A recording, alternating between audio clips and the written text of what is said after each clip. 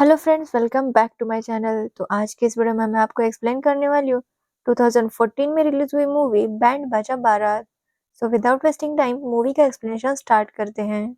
Movie start होती है श्रुति कक्कर नाम की एक लड़की से जो फाइनल ईयर कॉलेज स्टूडेंट है। श्रुति अपना वेडिंग प्लानिंग का बिजनेस शुरू करना चाहती है, जिसके लिए वो बहुत सारी तैयारी कर रही है। तो वही बिट्टू मिश्रा नाम का एक लड़का है जो एमबीए के लास्ट ईयर में पढ़ रहा है। बिट्टू एक बहुत बड़े फैमिली से आता है, लेकिन उसकी सारी फैमिली खेती ही करती है और बिट्टू के घर वाले चाहते हैं कि वो भी अब फार्मिंग करे, लेकिन बिट्टू को इस सब में कोई इंटरेस्ट नहीं है, इसलिए वो घर ना जाने के बहाने ढूंढता रहता है। एक दिन बिट्टू एक शादी में जाता है फ्री का खाना खाने के लिए।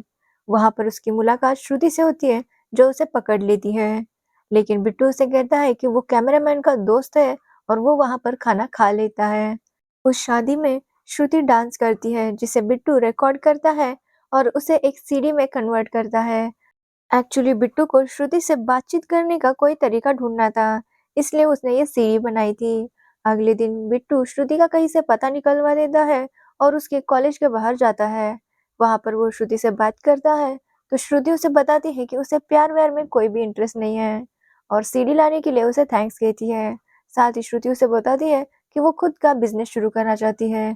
तो उसे श्रुति सारे बिजनेस आइडियाज बताने लगती है कि वो बिजनेस कैसे करेगी। बिट्टू ये बातें सुनकर बोर हो जाता है, क्योंकि वो तो किसी और ही चक्कर में श्रुति से मिलने आया था, लेकिन श्रुति ने उसके इरादों पर पानी फेर दिया। बिट्टू जब अपने हॉस्टल जाता है तो देखता है कि उसके चाचा जी उसे लेने आए हैं। वो उसके लिए नया ट्रैक्टर भी लेकर आए हैं और वो चाहते हैं कि अब बिट्टू उनके साथ ही चले। बिट्टू नहीं जाना चाहता, तो वो उन्हें बताता है कि वो यहाँ पर एक बिजनेस करने वाला है। वो उन्हें बताता है कि वो शादी मुबारक वाला बिजनेस करने वाला है, जिसके बाद उसके घर वाले मान जाते हैं और उसे थोड़ा-सा टाइम और दे देते हैं। तो वही श्रुति के लिए भी रिश्ते आ रहे थे। श्रुति घर वालों से कहती है कि अभी वो 20 इयर्स की है और शादी वो 25 इयर्स की होने के बाद ही करेगी। घर वाले भी उसकी इस बात के लिए एग्री करते हैं।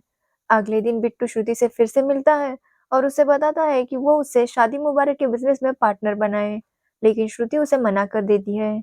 श्रुति उसे कहती है कि पहले तुम बिजनेस पार्टनर बनोगे, फिर हम दोनों में प्यार-व्यार कुछ हो जाएगा और उसके बाद सब कुछ बिगड़ जाएगा। इसलिए वो कोई भी पार्टनर नहीं रखना चाहती थी।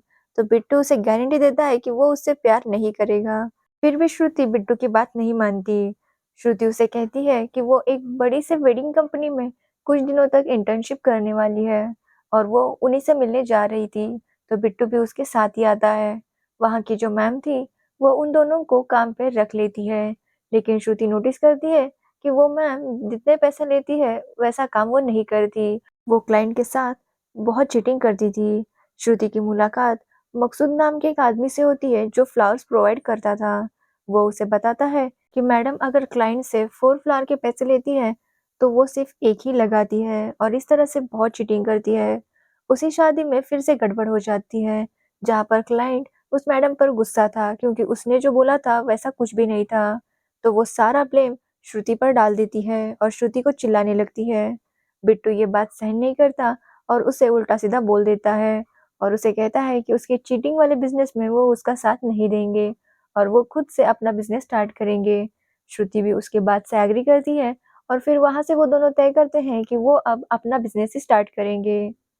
वो दोनों गली के ही एक अंकल के पास जाते हैं जिनकी बेटी की शादी थी। श्रुति उनसे कहती है कि शादी का सारा काम वो देख लेगी, तो वो अंकल भी रेडी हो जाते हैं। एक्चुअली अंकल का शादी का बजट 2.5 लाख रुपए था, लेकिन श्रुति उन्हें सब कुछ 2 लाख रुपए में करने का वादा करती है, जिसकी वजह से वो अंकल मान जाते हैं।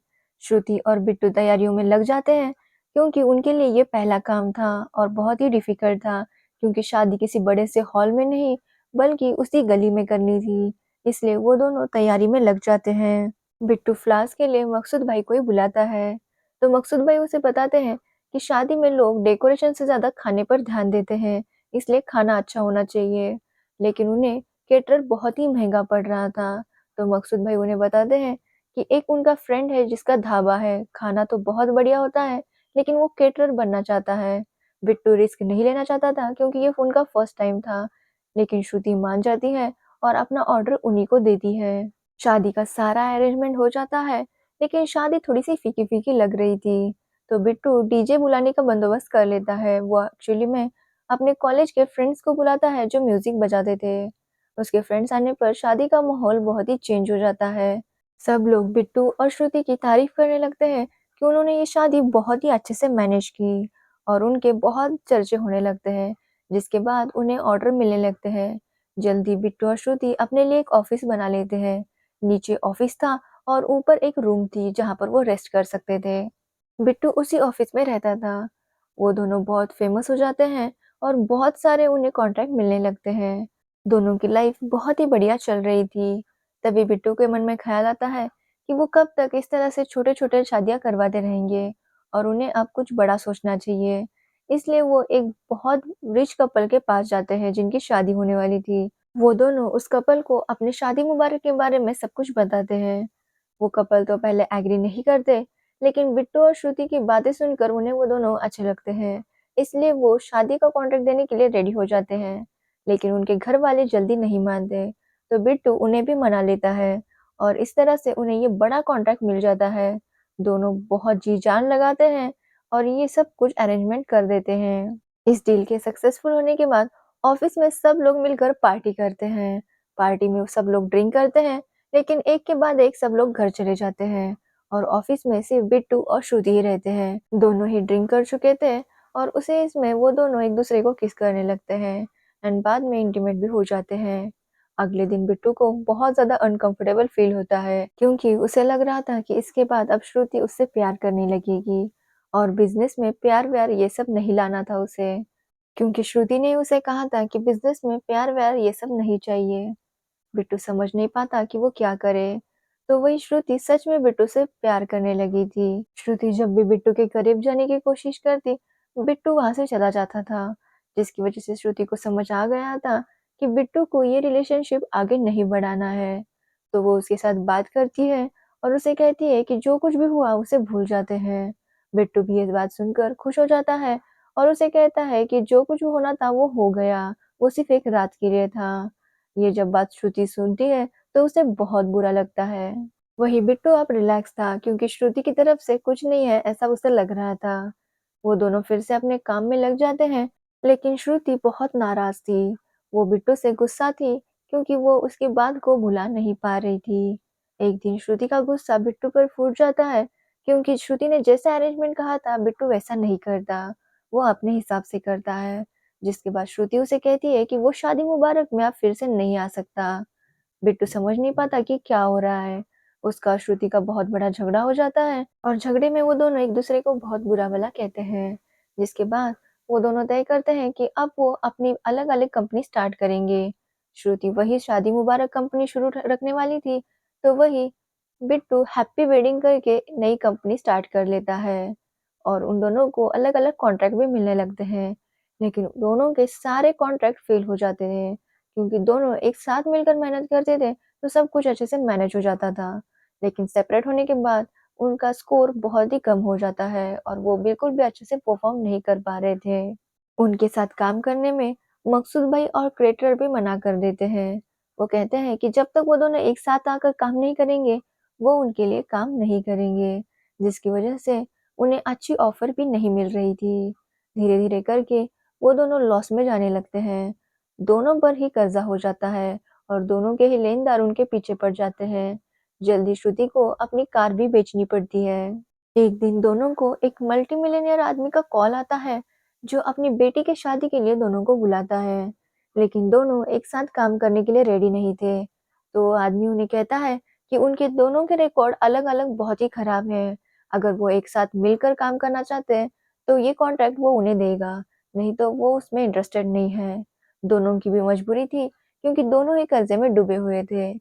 इसलिए वो इस ऑफर को हाँ कर देते हैं और फिर से एक साथ काम करने के लिए रेडी हो जाते हैं। अब बिट्टू फिर से शादी मुबारक के ऑफिस में आ जाता है और फिर से वो दोनों अपना काम आधा-आधा बाँट लेते हैं और अच्छे से मैनेज करने लगते हैं। बिट्टू नोटिस करता है कि श्रुति बहुत सारा देर फ़ोन पर बिज़ी रहती है। वो किसी से बात कर रही थी, लेकिन उसे पता नहीं चलता कि वो किससे बात कर रही है।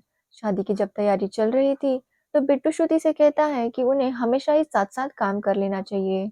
लेकिन श्रुति उससे कहती है कि सिर्फ ये एक ही काम है जो उसके साथ करेगी। इसके बाद वो ये काम नहीं करेगी। बिट्टू समझ नहीं पा रहा था कि श्रुति ऐसा क्यों कह रही है। तो श्रुति उसे बताती है कि 3 महीने बाद उसकी शादी है चेतन नाम के लड़के के साथ, जो दुबई में रहता है।